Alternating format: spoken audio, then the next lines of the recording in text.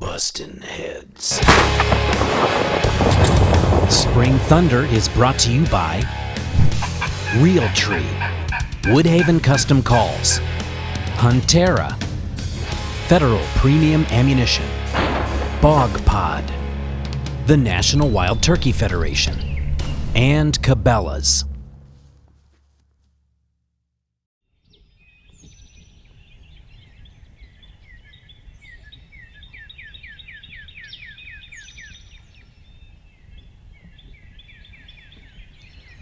It's Wednesday, April the 5th. It's our 5th day in a row hunting here in Tennessee. It's the 3rd time on this farm. And so far we're 50-50 on it. Roy killed here opening day, and Aaron and Jim and David came later on. I think Roy might have been with them too, but they got close to some birds, didn't have any luck. A lot of birds were in here gobbling. And we figured this would be where they were at this morning again, but they're all way up high on the ridges. And it's been my experience that usually when the birds start out way high like that, they're gonna come down. Because most of the time I go up there to them to chase them and they come down.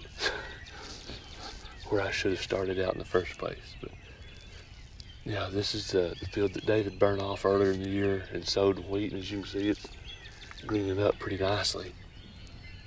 And I believe that they'll want to come down here. For some reason, I got a feeling.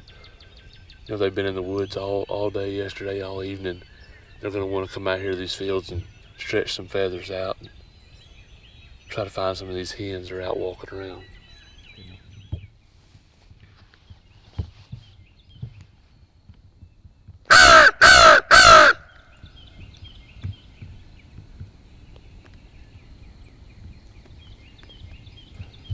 Well, we just had them gobble once before that when our crow called.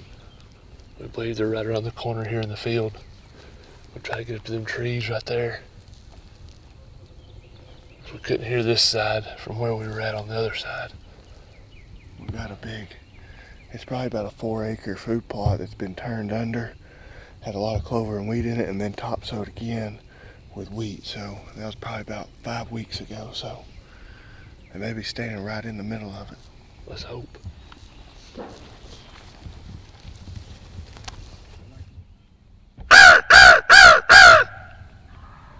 They're in the field. They're in the food plot. They're in the field. They gotta be in that food plot.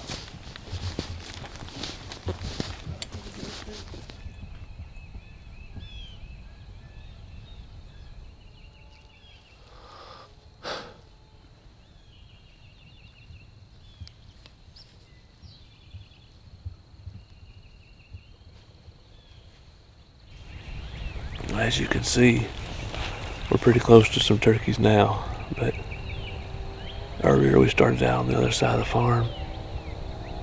And all the turkeys were roosted further up the holler, off of our property, so we couldn't go after them. We decided to swing around the other side of the property over here where they heard a few birds the other day. And I got on the gobble out here a few times. They've got, it looks like to be about 4 or 5 longbeards and 3 or 4 hens. I can't really figure out why they don't pay any attention to the decoy or the calls or anything. They just go right the opposite way. It's like they're just scared to death of them.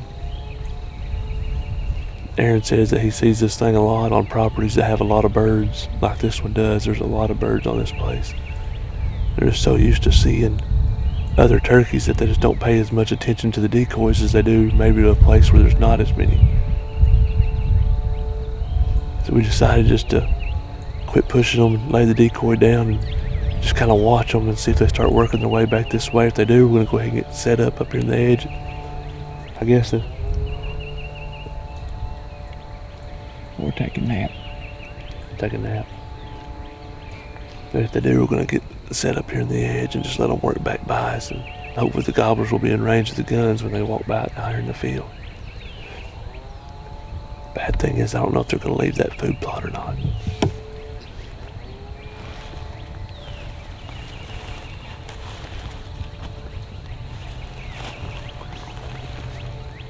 There they are, gobbler. Turkey's coming out. Yeah, he's strutting out there. We just made it back to the truck and just weren't able to get those toms to commit to anything. They had, I don't know, half a dozen or so hens with them. At least 6 or 7 hens. They just didn't want nothing to do with the strut and decoy or anything. 6 or 7 that we could see. There may have been more back in there. We don't. What was there, 5 longbeards? 5 longbeards that I saw. Yeah, that's kind of been the story of this trip. This is our final day for the Tennessee video blog here. And every day, man, these birds been henned up like the devil, hadn't they? Bad. It's been bad. First morning, Roy and I sat at the back of this property, called 3 longbeards in all by themselves, straight off of the roost, did just perfect. At the same time, you all were on a different spot, and you had one tom come into the call that was by himself. He just wouldn't commit to the decoys. But other than that, we haven't even, since then, we've been hunting all day and haven't got on a single lone tom. Yep. Every one of them. I mean, they'll all gobble. You know, yesterday down at Tim's farm, we had a lot of birds gobbling, but they just wouldn't come in. They wouldn't leave them hens for nothing. Nope. And on top of that, half the time it seems like all these birds are running in pairs. It's we've seen had the one lone bird come in, but most of them seem to be running in 2 or 3 longbeards. Oh, I mean, the group of birds we heard on this side this morning, there was several toms together, and then we swung around the hill here, and those 5 longbeards are down in there with a handful of hens, and Andy's seen a Jake. I mean, they're all flocked up. They're very tough to deal with when they're like that, and I think it's kind of varying right now because you go down the road to a different property and the flock dynamics are different. Might be fewer birds, might be more birds on that spot, and you know, there may be more lone toms there, but they're definitely still grouped up some here in Tennessee. We've had, I mean, some, because we've had a lot of friends that, have went out midday and bam, 30 minutes their hunt's over with, like you usually like to find them. And so you hear reports about that, and it's kind of aggravating because you go to some of these farms and, they're so grouped up and it's hard to hunt, but you just can't let it get you down. No, when do you think it'll start getting real good, when these toms will start breaking off? Hens will start nesting. From what I've seen, it seems to me like the flocks are getting smaller every day. I mean, they're breeding these hens fast right now. Yeah. And so, I mean, I'd say another week and a half, if we could get some good straight weather. I mean, we got a big cold front coming in. It's probably going to be, shut them down bad this weekend. I mean, they're calling for some snow flurries even. Right. And that's kind of what we've been dealing with too. Some of these weather fronts have, in my opinion, have really slowed down the groups busting up, and but it's that time of year. They're going to be doing it. They're going to be gobbling. They're going to be out looking.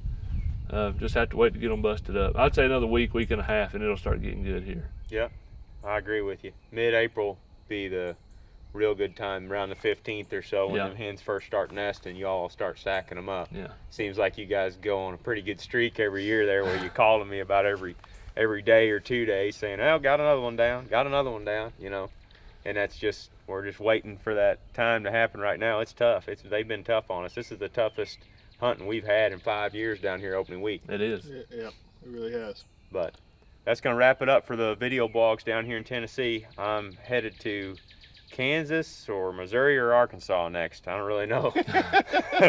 I gotta go home and get a bunch of work done, but I will definitely be in Missouri for the youth season this weekend. So I'll bring you at least a blog or two from Missouri this weekend, and then I may head to Arkansas next week, and these boys are headed to Kansas next week as well. So lots more turkey hunting action to come. We're gonna stay after these birds and keep bouncing around and try to bring you as much tips and advice on this video blog as we can.